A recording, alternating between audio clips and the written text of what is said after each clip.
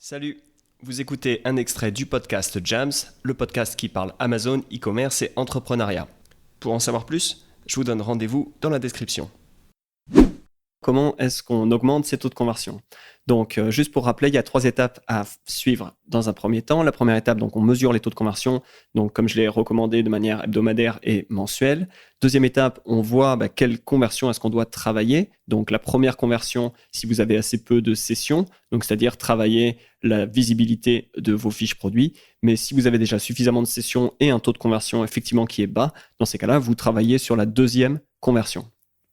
Dans la suite, on va parler spécifiquement de stratégie sur la deuxième conversion. On ne parle pas de première conversion.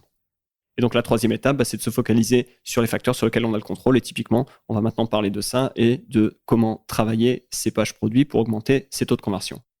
On va donc aborder 5 éléments que vous pouvez travailler pour améliorer vos taux de conversion.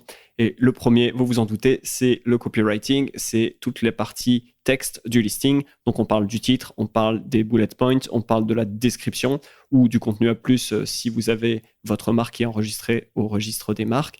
Donc tout le copywriting texte joue sur la conversion et donc en l'améliorant, vous pouvez augmenter votre taux de conversion.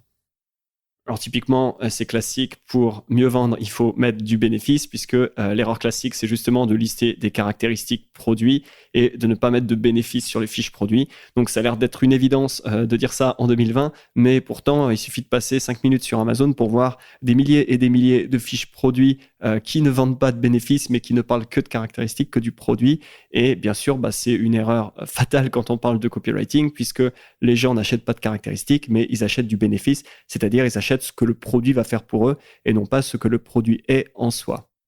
Un autre point pour vendre sur Amazon, c'est qu'au niveau de votre rédaction de la fiche produit, vous devez vous adresser de manière subtile à des besoins profonds puisque les clients d'Amazon, les clients en général, achètent un produit, donc comme je viens de le dire, non pas pour ses caractéristiques, mais pour leurs bénéfices, pour ce que font le produit.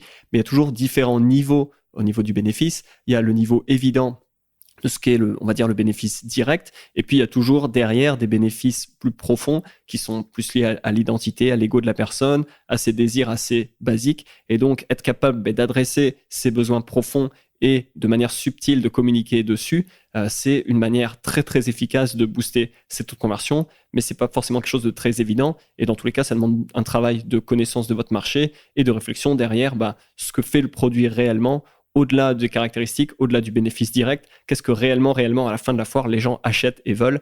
Là, on est vraiment dans la psychologie d'achat, mais c'est quelque chose, quand on est capable de le mettre en place dans une fiche produit, on voit les taux de conversion qui explosent parce que on parle vraiment à la personne de manière très profonde et donc de manière très efficace. Troisième conseil, c'est de garder le listing et le texte simple à lire et simple à comprendre, tout simplement parce que vous voulez que le plus grand nombre des visiteurs et des clients Amazon puissent comprendre votre listing. Les gens n'ont pas envie de lire un jargon incompréhensible, ils ont envie de lire des choses simples. Et donc, si le texte n'est pas simple à lire, les gens ne vont pas le lire tout simplement. Et donc, vous passerez à côté de les faire chercher, qui est de chercher à les convaincre. Donc, en gardant le texte simple et compréhensible, vous vous assurez que les gens le lisent. Et c'est la première étape de la conversion.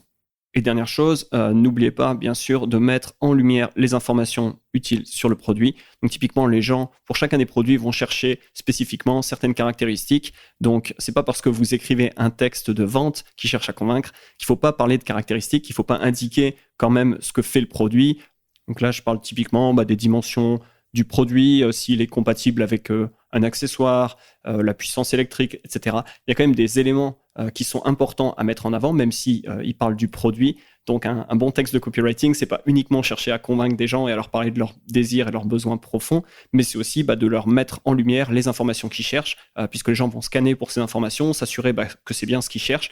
Donc bien sûr, le texte de copywriting, le texte d'un listing doit mettre en lumière ces informations pour aider la personne dans sa décision et donc aider la personne bien sûr à prendre la décision de choisir votre produit. Donc, si vous prenez ces 4 éléments et que vous les mélangez ensemble, vous arrivez à un listing qui est digeste, qui est informatif et qui est ultra convaincant.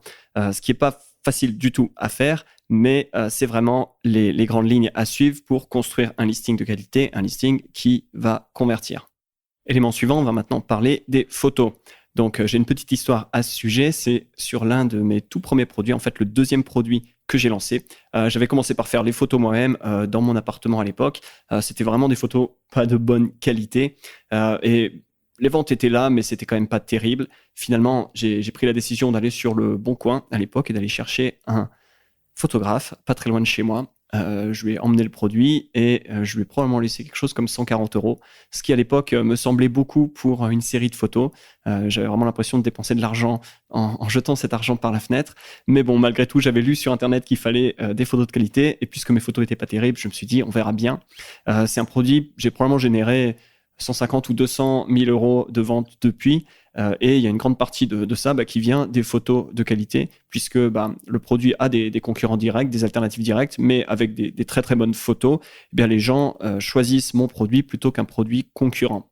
L'idée à retenir ici, c'est que ce que les gens voient sur la fiche produit, ce que les gens voient sur leur écran, c'est la seule image qu'ils ont du produit, puisqu'ils n'ont pas la possibilité de toucher le produit, puisqu'ils ne sont pas dans un magasin, ils sont sur Amazon. Et donc, les photos, elles font passer beaucoup de choses, beaucoup de messages, et elles donnent cette impression, elles forment cette impression dans l'esprit des gens.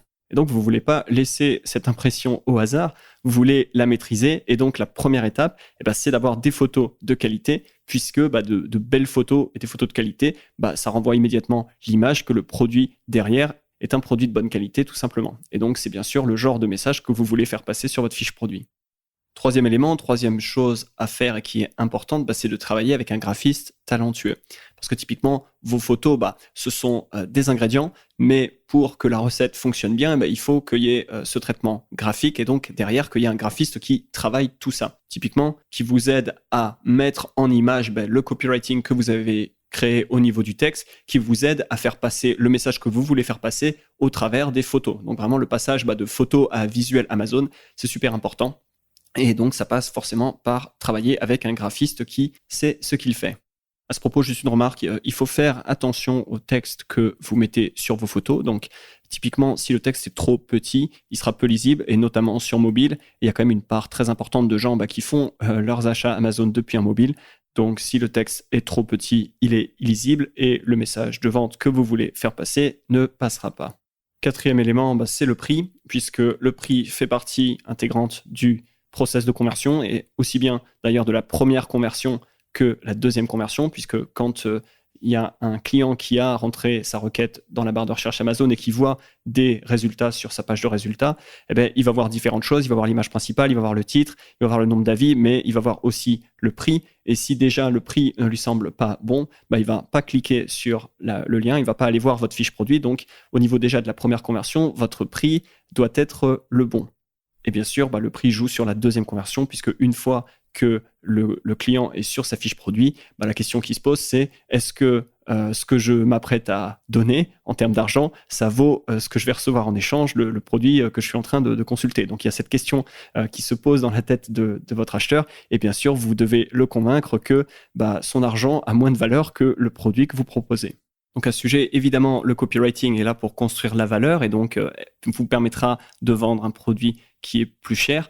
D'ailleurs, à ce niveau-là, au niveau du prix, on peut se dire plus je baisse mon prix, plus je vais avoir des taux de conversion élevés. Ça peut être vrai, mais jusqu'à un certain niveau, puisqu'au bout d'un moment, dans la psychologie d'un prix, il y a l'idée que si c'est pas cher, c'est pas de la bonne qualité, et donc la valeur perçue diminue si le prix est trop bas. Donc moi, mon approche, c'est généralement plutôt d'utiliser le copywriting pour booster la valeur perçue et vendre à un bon prix des produits de bonne qualité. C'est quand même beaucoup plus agréable et également beaucoup plus profitable. Donc montez vos prix pour peu que la qualité soit là, c'est vraiment une bonne idée. Alors il y a toujours une limite, bien sûr, vous ne pouvez pas monter indéfiniment votre prix. Au bout d'un moment, un prix qui va être trop haut va impacter votre taux de conversion. Donc vous allez voir que le taux de conversion diminue parce que y a moins de gens qui au final peuvent s'offrir votre produit. Mais bien sûr, un prix haut, ça va vous aider d'un point de vue du bénéfice de la marge, donc de l'argent qui vous reste dans la poche. Et puis, comme à la fin de la foire, c'est quand même ce qui compte, ça peut être intéressant de vendre plus cher, quitte à entre guillemets, endommager un petit peu son taux de conversion, mais avoir une marge plus confortable derrière, puisque c'est quand même quelque chose de très important, sachant que cette marge qui est plus confortable, elle vous permet soit de grandir, d'aller acheter plus de produits, d'aller vous développer votre gamme, etc., développer votre entreprise, ou avoir typiquement beaucoup plus de budget à dépenser en marketing, en pub Amazon, etc., donc pour, encore une fois, accélérer les ventes. Donc, d'une manière générale, avoir un prix haut et un positionnement premium, ça peut être vraiment une stratégie gagnante. Cinquième et dernier élément qui joue sur votre taux de conversion, c'est tout ce qui touche aux avis produits. Donc que ce soit en moyenne ou en contenu, donc ce que disent les avis. Mais tout ce genre de débat et de sujets, je le réserve aux gens avec qui je travaille. Donc je ne pourrais pas en parler beaucoup plus ici sur le podcast. Voilà pour cet extrait du podcast. Ça vous a plu ? Je vous donne rendez-vous dans la description. Vous y trouverez le lien vers l'épisode complet, mais aussi un lien pour vous abonner au podcast et ne manquer aucun futur épisode. Vous pouvez aussi vous abonner à la chaîne YouTube. Sur ce, je vous dis à très vite.